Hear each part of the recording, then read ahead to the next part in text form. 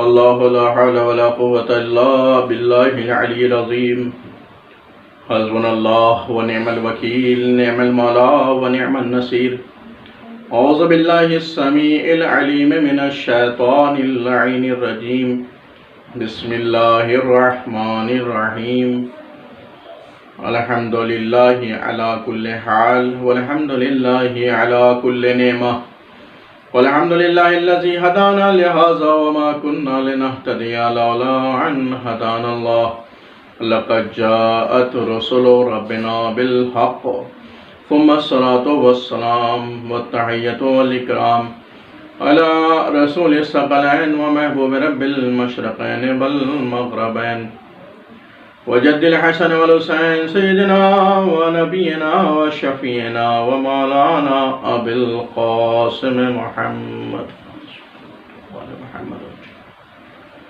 وعلى آل محمد الطيبين الطاهرين المعصومين المظلومين المنتخبين المنتجبين المذبوحين المقتولين الذين أذهب الله عنهم الرجس وطهرهم تطهيرا اللهم صل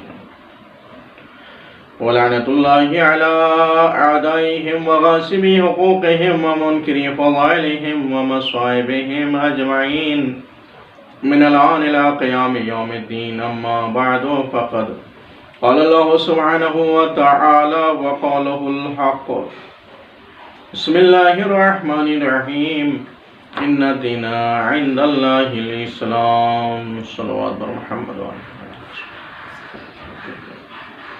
برادران ایمانی اور روحانی، دین اور ہم کے عنوان کے تحت سلسلہ مجالس جاری و ساری ہے۔ آج کی گفتگو میں بھی ہم دین اور ہم کے تعلق سے گفتگو کریں گے اور ایک اہم رکن کی طرف جو دین کا رکن ہے اس کی طرف متوجہ کرنا چاہیں گے۔ اس آج کی مجلس میں نماز دین کا اہم ستون ہے، جس کی ہم بات کر رہے ہیں دین کی، اس کا اہم ستون ہے نماز۔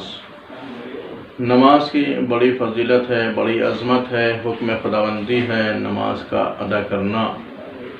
خدا و رسول کی خوشنودی کا سبب ہے نماز کی ادائیگی۔ نماز کی فضیلت، نماز کی اہمیت کے سلسلے میں قرآن میں بھی بہت زیادہ تاکید ہے، ذکر ہے، اور احادیث میں بھی بہت زیادہ ذکر آیا ہے نماز کی عظمت و اہمیت کے سلسلے میں، اور خود محمد و آل محمد علیہ السلام نے کس طرح سے نماز ادا کی ہے ہر حال میں، یہ تاریخ گواہ ہے، ان کی عملی زندگی گواہ ہے، ان کی سیرت گواہ ہے۔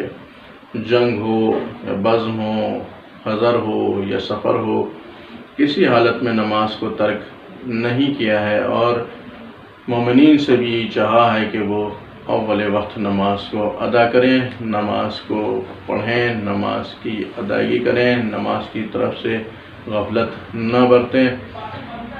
نماز جس دین کی ہم بات کر رہے ہیں، نماز اس دین کا اہم ستون ہے، نماز دین کا ستون ہے، نماز دین کا رکن ہے، نماز مومن کی معراج ہے۔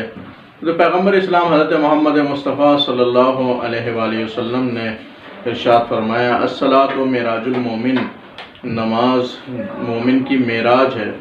دوسری حدیث میں پیغمبر اسلام نے فرمایا کہ الصلاۃ عمود الدین، نماز دین کا ستون ہے۔ اس کے علاوہ حدیث میں پیغمبر اسلام نے ارشاد فرمایا کہ الصلاۃ نور المومن، نماز مومن کا نور ہے، نماز مومن کا نور ہے۔ پیغمبر اسلام نے بڑی فضیلت بیان کی ہے نماز کی۔ نماز مومن کا نور ہے۔ اگر نورانی بننا ہے تو انسان کو چاہیے کہ وہ نماز پڑھے۔ اگر انسان کو معراج حاصل کرنی ہے تو اس کو چاہیے کہ نماز پڑھے۔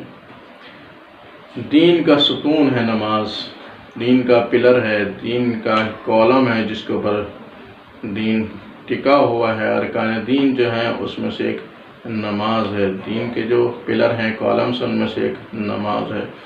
الصلاۃ عمود الدین، نماز دین کا ستون ہے۔ دین اور ہم کے عنوان سے گفتگو جاری ہے۔ نماز ایک اہم مرحلہ ہے، ایک اہم عبادت ہے، ایک اہم منزل ہے نماز ایک اہم رکن ہے جس کو نظر انداز نہیں کیا جا سکتا. نظر انداز کرنے والے کو شفاعت نصیب نہیں ہوگی اہل بیت علیہ السلام کی. تارک الصلاۃ کو اہل بیت علیہ السلام کی شفاعت نصیب نہیں ہوگی. ائمہ معصومین ہوں یا رسول خدا صلی اللہ علیہ وسلم، انہوں نے ارشاد فرمایا ہے کہ جو نماز کو اول وقت نہیں پڑھے گا تو بروز حشر اس کو ہماری شفاعت حاصل نہیں ہوگی. نماز ترک کرنا تو دور کی بات ہے، اگر اول وقت نہیں پڑھے گا تو رسول خدا فرماتے ہیں اس کو شفاعت ہماری حاصل نہیں ہوگی. جو نماز کو ہلکا کرے سمجھے گا اس کو اہل بیت کی شفاعت حاصل نہیں ہوگی. جو نماز کو سبق سمجھے گا اس کو محمد علیہ محمد کی شفاعت حاصل نہیں ہوگی. ایسا احادیث فرمانے معتبر احادیث میں ذکر ہے. قرآن مجید میں بھی جا بجا آیا ہے، نماز کے اوپر تاکید کی گئی ہے. اقیموا الصلاۃ، اقیموا الصلاۃ، نماز قائم کرو. آتوا الزکوٰۃ، زکوٰۃ ادا کرو. یہ تمام حکم خداوندی، احکام خداوندی ہیں. نماز انسان کو برائیوں سے بچاتی ہے. قرآن مجید میں فحش سے بچاتی ہے، یہ قرآن مجید میں ذکر ہے. تو نماز کی اہمیت کو ہم کم نہیں کر سکتے، اس کو نظر انداز نہیں کر سکتے. نماز کو بجا لانا چاہیے، ہر حال میں نماز پڑھنی چاہیے. نماز کو کسی حالت میں ترک نہیں کر سکتے. کھڑے ہو کے نہیں پڑھ سکتے تو بیٹھ کے پڑھیں، بیٹھ کے نہیں پڑھ سکتے تو لیٹ کے پڑھیں، ویسے بھی نہیں پڑھ سکتے تو اشارے سے ادا کریں. معاف نہیں ہے نماز. اور کسی وجہ سے قضا ہو گئی ہے تو اس کو ادا کرنے کی جلد از جلد کوشش کریں.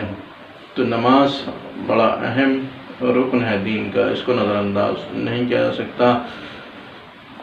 اسی کے ساتھ ساتھ حدیث میں آیا کہ اگر نماز قبول تو تمام اعمال قبول ہو جائیں گے، اگر نماز رد کر دی گئی تو تمام اعمال رد کر دیے جائیں گے. تو اس سے نماز کی اہمیت کا ہم اندازہ لگا سکتے ہیں. کربلا والوں نے تیروں کی بارش میں نماز ادا کی ہے. اللہ اکبر. خود مولا کائنات جب نماز ادا کرتے تھے تو محویت کا عالم ہوتا تھا کہ جو تیر آپ کے پیر میں جنگ کی حالت میں لگتا تھا تو نماز کی حالت میں اس کو آسانی سے نکال لیا جاتا تھا. یہ محویت کا عالم تھا نماز.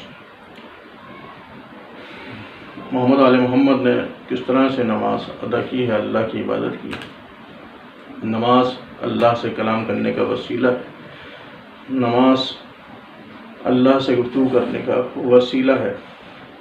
اسی کے ساتھ ساتھ کربلا کے میدان میں آپ نے دیکھا کہ کس طرح سے امام حسین اور ان کے اصحاب نے نماز ادا کی ہے. تیروں کی بارش ہو رہی ہے اور نماز ادا کی جا رہی ہے. امام حسین کا سر سجدہ آخر میں ہے اور شمر کند خنجر لے کر کے بڑھ رہا ہے. یعنی امام حسین کے سرطن میں جدائی ہوئی نماز کی حالت میں. اللہ اکبر. کیسی سخت منزل تھی. یہ ایسا دردناک منظر تھا کہ فضا میں نعرہ گونجا تھا، اللہ قتل الحسین و کربلا. اسی پہ اکتفا نہیں کی بعد شہادت امام حسین ان کے اہل حرم کو اسیر کر کے دیار بدیار پھرایا گیا. اہل حرم کو دھوپ میں رکھا جاتا تھا اور اشقیاء سائے میں کھڑے ہوتے تھے. ایک منزل کے اوپر شمر ملعون نے قافلے والوں کو سیراب کرنا شروع کیا. تو بی بی سکینہ نے جناب زینب سے معلوم کیا، اے پھوپھی اماں، کیا میں بھی پانی طلب کر سکتی ہوں شمر سے؟ جناب زینب فرماتی ہیں کہ بی بی شمر تمہیں پانی نہیں دے گا. اے پھوپھی اماں، میں مانگ کر کے دیکھتی ہوں، حجت تمام کرنا چاہتی ہوں. پھوپھی نے اجازت دی. جناب سکینہ خالی کوزہ لیے ہوئے شمر کی طرف بڑھیں اور شمر سے کہا، اے شمر، شدت پیاس سے میرے کلیجہ کباب ہوا جاتا ہے. شمر ذرا سا پانی پلا دے، ایک گھٹ پانی پلا دے. اللہ اکبر. شمر کہتا ہے میں پہلے اپنے لشکر والوں کو سیراب کر لوں تب پانی پلاؤں گا. جناب سکینہ کو اطمینان ہو گیا، لشکر والے سیراب ہو گئے. جناب سکینہ سمجھے اب شمر پانی پلا دے گا. کہا کہ شمر اب تو پانی پلا دے، تیرے لشکر والے سیراب ہو چکے ہیں. اللہ اکبر. اس کے بعد شمر کہتا ہے کہ میں اپنے جانوروں کو سیراب کر لوں. اللہ اکبر. کیسی سخت منزل تھی کہ جانور بھی سیراب ہو رہے تھے. جناب سکینہ ساقی کوثر کی پوتی پانی طلب کر رہی ہیں. کہا کہ شمر تیرے جانور بھی سیراب ہو گئے، اب تو پانی پلا دے. شمر نے کہا ہاں لو سکینہ پانی پی لو. مشک کا دہانہ کھولا، عزادار و غضب ہو گیا. شمر ملعون نے سارا پانی جلتی ریت کے اوپر گرا دیا. سکینہ تیورا کے زمین پر گری. ہائے بابا، ہائے چچا، آپ کی شہادت کے بعد بھی ہمیں پانی نہیں ملا. خدا کسی غم عائشہ غم مظلوم کربلا کے بس چند جملے مصائب کا مجلس تمام ہے۔ بڑی سخت منزل ہے، اس قافلے کو دیار بدیار پھرایا گیا، کشاں کشاں پھرائے، کوفہ و شام کے بازاروں میں درباروں میں لے جایا گیا، وہاں بھی آزمائش کی امتحان لیا گیا ہے۔ جناب سکینہ کا امتحان ہو رہا ہے، کشت طلا میں سر بریدہ رکھا ہوا ہے۔ یزید کہتا ہے سکینہ میں نے سنا تمہارے بابا تم سے بہت محبت کرتے تھے۔ جناب سکینہ کہتی ہیں ہاں میرے بابا مجھ سے بہت محبت کرتے تھے۔ سکینہ میں اس وقت جانو تمہارے بابا تم سے محبت کرتے تھے جب اس تشت طلا میں سر بریدہ جو رکھا ہوا ہے تمہاری آغوش میں آ جائے۔ بس سکینہ نے جلا ہوا دامن بلند کیا، اے بابا ہماری محبت کا امتحان ہے، بابا میری آغوش میں آ جائیے۔ میرے دربار نے منظر و معجزہ دیکھا کہ تشت طلا سے سر بریدہ بلند ہوا، سر بریدہ امام حسین کا آغوش سکینہ میں آیا۔ سکینہ نے رخسارے پر رخسار رکھ دیا، بابا آپ کی شہادت کے بعد رخساروں پہ تماچے لگائے گئے، کانوں سے بالیاں چھینی گئیں، بابا آپ کی شہادت کے بعد ہماری ننھی سی ردا چھین لی گئی، شمر نے تازیانوں سے عزت کی ہے، بابا ہمیں دیار بدیار پھرایا گیا، کوئی پرسان حال نہ تھا۔ انا للہ و انا الیہ راجعون۔